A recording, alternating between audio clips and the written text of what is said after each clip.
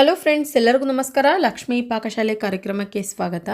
ಇವತ್ತಿನ ದಿನ ನಾನು ತುಂಬ ಸಿಂಪಲ್ಲಾಗಿ ಟೇಸ್ಟಿಯಾಗಿ ನಾವು ದೋಸೆಗೆ ಚಟ್ನಿ ಮಾಡ್ಕೊಳ್ಳೋದು ಯಾವ ಥರ ಅಂತ ತೋರಿಸ್ಕೊಡ್ತಾ ಇದ್ದೀನಿ. ದೋಸೆಗೆ ಅಷ್ಟೇ ಅಲ್ಲದೆ ನೀವು ಇದನ್ನು ಇಡ್ಲಿಗೆ, ರೈಸ್ಗೂ ಕೂಡ ತುಂಬ ಸಿಂಪಲ್ಲಾಗಿ ಮಾಡಬಹುದು. ತುಂಬ ಚೆನ್ನಾಗಿದೆ ಚಟ್ನಿ ಟೇಸ್ಟ್ ಮಾತ್ರ. ಆರಾಮಾಗಿ ನೀವು ಇದನ್ನು ಸ್ಟೋರ್ ಮಾಡಿಬಿಟ್ಟು ಕೂಡ ತಿನ್ನಬಹುದು. ಬನ್ನಿ ಫ್ರೆಂಡ್ಸ್, ಹಾಗಿದ್ದರೆ ಈ ಸಿಂಪಲ್ಲಾಗಿ ಮಾಡುವ ಕೆಂಪು ಚಟ್ನಿನ ಯಾವ ಥರ ಮಾಡ್ಕೊಳ್ಳೋದಂತ ನೋಡೋಣ.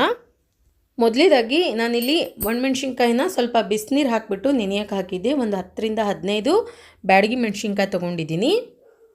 ನಂತರ ಒಂದು ಮಿಕ್ಸಿ ಜಾರ್ ತೊಗೊಳ್ಳಿ. ಇದಕ್ಕೆ ಇವಾಗ ನಾವು ನೆನೆಸಿರುವಂತಹ ಮೆಣಸಿನ್ಕಾಯಿ ಸೇರಿಸ್ಕೊಳ್ಳೋಣ. ಅದರಲ್ಲಿರೋ ನೀರು ಹಾಕಬಾರ್ದು. ನಾನಿಲ್ಲಿ ತೆಗೆದುಕೊಳ್ತಾ ಇದ್ದೀನಿ ನೀರನ್ನು. ನನ್ನ ಮಗಳು ವಿಡಿಯೋ ಮಾಡ್ತಿರೋದು, ಹಂಗಾಗಿ ಹಾಕಿಬಿಟ್ಟಿದ್ದಾಳೆ ಅವಳು ಗೊತ್ತಿಲ್ಲದೆ. ನೋಡಿ, ಇವಾಗ ನಾನಿಲ್ಲಿ ತೆಗೆದುಬಿಟ್ಟು ನೀರನ್ನು ಇಟ್ಕೊಂಡಿದ್ದೀನಿ. ನಂತರ ಹುಣಸೆಹಣ್ಣನ್ನು ಹಾಕ್ಕೊಳ್ಳಿ.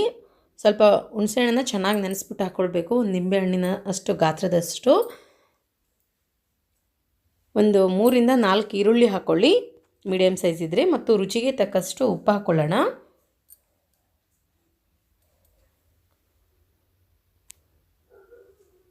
ಇದಕ್ಕಿವಾಗ ಸ್ವಲ್ಪ ಬೆಲ್ಲ ಸೇರಿಸ್ಕೊಳ್ಳೋಣ. ನಂತರ ಬೆಳ್ಳುಳ್ಳಿ ಹಾಕ್ಕೊಳ್ಳಿ. ಇದನ್ನಿವಾಗ ಗ್ರೈಂಡ್ ಮಾಡ್ಕೊಳ್ಬೇಕು. ಇದಕ್ಕೆ ನೀರೇನು ಅವಶ್ಯಕತೆ ಇಲ್ಲ. ಅವಶ್ಯಕತೆ ಬಿದ್ದರೆ ಮೆಣಸಿನ್ಕಾಯಿ ನೆನೆಸಿರುವಂತಹ ನೀರನ್ನೇ ಯೂಸ್ ಮಾಡಬಹುದು. ನೋಡಿ, ಇವಾಗ ತುಂಬ ನೈಸಾಗಿ ಪೇಸ್ಟ್ ಆಗಿದೆ. ಇಲ್ಲಿ ಈ ಥರ ಫೈನಾಗಿ ಪೇಸ್ಟ್ ಆಗಬೇಕು.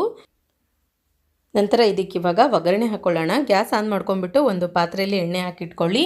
ಎಣ್ಣೆ ಚೆನ್ನಾಗಿ ಬಿಸಿ ಆದ ನಂತರ ಇದಕ್ಕಿವಾಗ ಸ್ವಲ್ಪ ಜೀರಿಗೆ, ಸಾಸಿವೆ, ಬೆಳ್ಳುಳ್ಳಿ ಹಾಕ್ಕೊಳ್ಳೋಣ.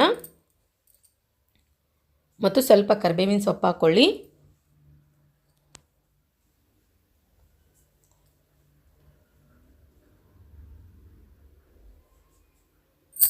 ಇದಕ್ಕಿವಾಗ ರೆಡಿ ಮಾಡಿಟ್ಟಿರುವಂತಹ ಚಟ್ನಿ ಸೇರಿಸ್ಕೊಳ್ಳೋಣ.